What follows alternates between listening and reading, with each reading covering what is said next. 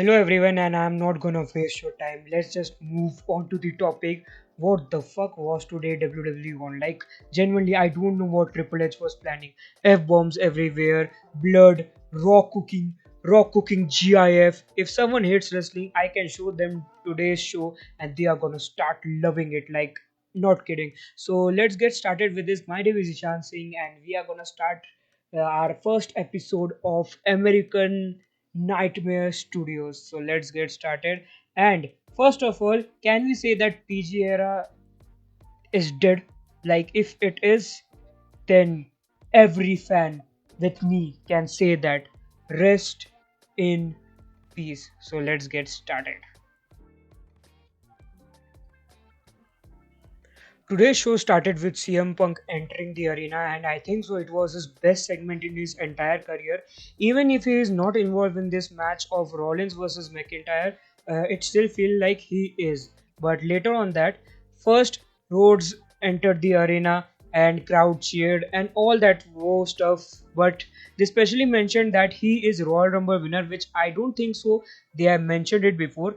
So yeah, they are doing this because WrestleMania is too close, so it makes sense. Also, that sign was just awesome and shows the support. Then Cody Rhodes just says the same thing that WrestleMania is too close. Also, Pat McAfee was just targeted so much during the show because of that podcast with Roman Reigns. In that he just talked about how he's the greatest of all time and all that, Roman stuff. And see, now WWE just refers to all the social media stuff. Like that's good. That makes it more realistic. That adds more realism, people. So after that, Cody referred to Roman Reigns and AEW, and he got booed. Like I was surprised. Then Tony talked about how he keeps his promises, but I think my man forgot about WrestleMania 39. Uh, that was heartbreaking. After this, he started to talk about his consistency and how Roman is inconsistent. And we know that it has been like a conversation. Seth did the same, McIntyre did the same, and he's gonna do the same also. So we know that. And how everyone loves the way he is, the way he dresses, the way he talks, everything. After this, he got his memory back. He started to say that how much he has learned from the past. He says that he can do it alone. Then he does some crowd work by telling to point them at WrestleMania logo. But if this time Cody loses, I'm gonna kick his ass. Not gonna lie. Because last time it was heartbreaking. I was just prepared to hear that Kingdom music playing, but man, I hope. Again, he calls the Rock, and I just love his new entrance. Rock enters the arena. It shows that he is the final boss, and uh, I think so. When Rock comes, he brings a certain aura or something like that, and the crowd started to chant, "This is awesome." Just go and tell that 2019 crowd that someday Rock is gonna come to a random Raw episode, not a random Raw episode, but yeah, a random Raw episode, and he's gonna kick Cody's ass like crap. They would be just like they would hug you. But we have come a long way, guys. I think so. So yeah. Then Rock just comes and whispers something, but after watching the full show, we know what happened. And then he got booed and he left. I don't know what he referred, and I think so. At this point, audience might be like, "What the hell it was like? Why you have just whispered and you have left? Like we paid for this thing." But later that night, oh man, they would have loved it. Like they would have been like so good. It was just awesome. It was just awesome. Then we saw Ricochet against JD McDonald double cheeseburger. What the hell is this name? Like, come on, man. Like, who keeps her name related to a burger? Like, I don't know. Before that, it was just a normal Judgment Day segment, nothing new. Like, it's like Finn Balor and Damien Priest are the second leaders. First one is Rhea, Dom Dom is the shit, and Dom Dom, and the new member is JD. So, yeah, he's still proving himself. And talking about this match, We know Ricochet matches like they are super fast. He's doing something like, man, I just one time I need to perform with Ricochet. That's a dream. Like, he is a guy who can perform with any one hand. He can give a 5-star match if he gets someone fast like him, like Andrade versus Ricochet. That can be a idea. Then did the cheating part as usual. But this match also shows that how great JD is. Like JD, I haven't seen him like perform in this type of ring, but like today, he was just absolutely brilliant. Like you can say that he was uh, a future talent, a future talent maybe. So yeah, Ricochet picked up DW and we got an amazing match. Thank you, Ricochet. So after this, CM Punk makes the entry and again it's Chicago. You know, hometown of Punk, Chicago. It gets crazy. Then he talked about how his elbow is doing, and then he was going to curse hard, but then he said, "We are now not on Netflix yet." This is the reason I love Punk. And freedom these listeners are getting from the last few days is crazy. Like, that's good. Triple H is doing great job. Like, fantastic Triple H. After this, my man Pat McAfee got targeted once again. Like, I don't know what Pat is doing, but he's getting targeted crazy. One podcast with Roman Reigns, whole locker room kicks your ass. Then CM Punk said that as Roman goes down and Punk goes up, they are going to meet each other. Man, I am excited for that match. I think so. This is going to be a great match for Roman Reigns, also for CM Punk too. CM Punk then picked up on Rock too, of course, why not? Then Punk called Drew. His entrance music started, but then Punk started to say that cut the damn music. Then CM Punk starts with get your bitch ass in the ring. Like, man, Punk is still doing good. He is not in this match also, but then also he adds that thing, man. He is great and he's going to be great at commentary. I won't be surprised if he's gonna become something else or he's gonna cheat. And then Drew, just being Chad, he says that last time I was in the ring, we know what happened. Yeah, Drew, we know what happened. Punk replied with, I can't stand a man in skirt. Like, the overall disrespect in this promo was just crazy that it reminded me of some clips from Attitude Era or, many eras, like before the PG era, all the eras, like crazy, Ruthless Aggression 2. Man, like, these things are nostalgic. Not for me, because I haven't watched them like a lot, but still, it's great. Then Drew removes his RIP CM Punk t shirt. This is pure cinema. This t shirt, I love this t shirt. I want to buy it. After this, I honestly recommend you to just watch the whole segment because they kicked each other's ass on mic like crap. Like, genuinely, just go and watch it. If you need a comedy show, go watch it. You are gonna get very much fun from that. Drew started with Punk's injury, then Punk come up with here like, but man, Drew in recent week has been awesome. Like, how can you just ignore that man? He has that T-shirt, man. How can you ignore him? Like he just sat on the commentary table while Punk was lying down, and he called him a perv. Man, that's that's so sweet. Then he tells CM Punk that you can watch me from that front seat. He told Punk that you can run your mouth while I am going to become the new champion. True, we want you as the new champion. Come on, let my Scottish man become the new world heavyweight champion. Then Seth's music hits and we got a new meme, by the way. And as soon as it was getting more fun, Seth made it even better. Seth started with roasting both of them and some crowd work too. Then Seth started that CM Punk can also be special guest referee, which sounds perfect, but I don't know why WWE is not doing it. I guess it can happen. We don't know. Then CM Punk says that he can't promise that he's going to be objectively partial to both of the wrestlers. Of course, CM Punk kicking both asses, triple threat match ahead. This, people, this we love. Then he said both of them take asses, and then Drew replied, craziest reply ever. PG, brother.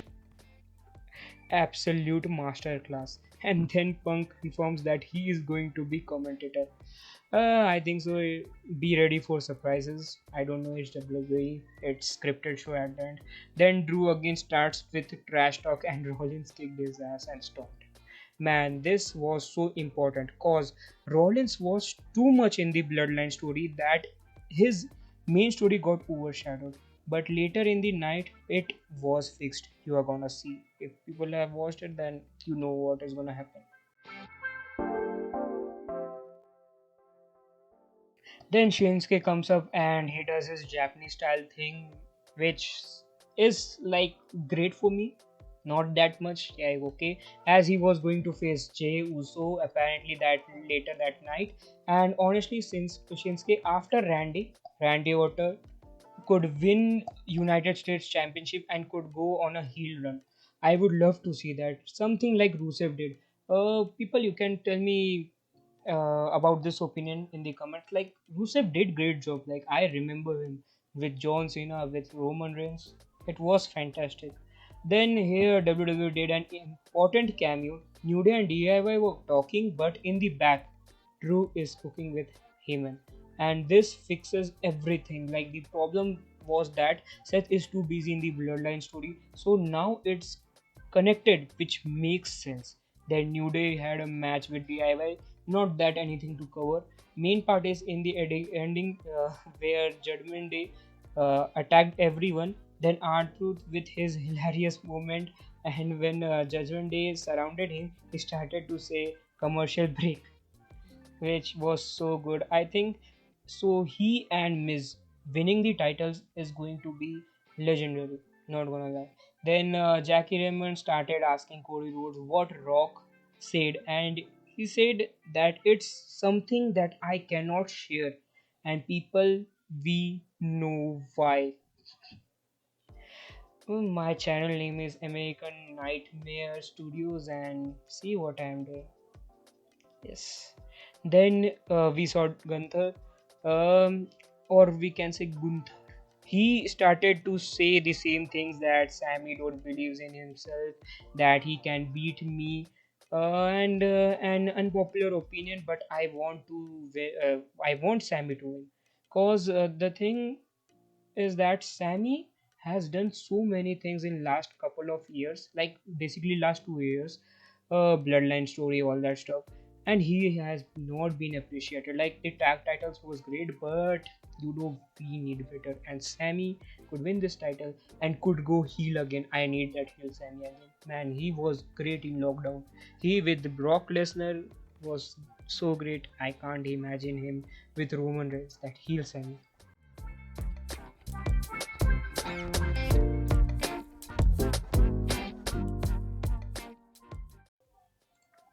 Then we saw Mami making the entrance with her Dom Dom, and I am not excited for this match. Unpopular opinion, but Sky versus Bailey is better story wise too.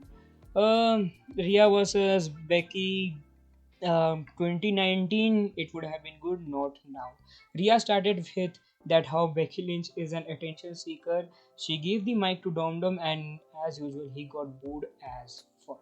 Then Becky made her entrance, and then it was just not that good to be reported, people. So let's just skip ahead. But yeah, one thing I can say that crowd reaction was at least was not dead as last SmackDown or Raw. I don't know, man.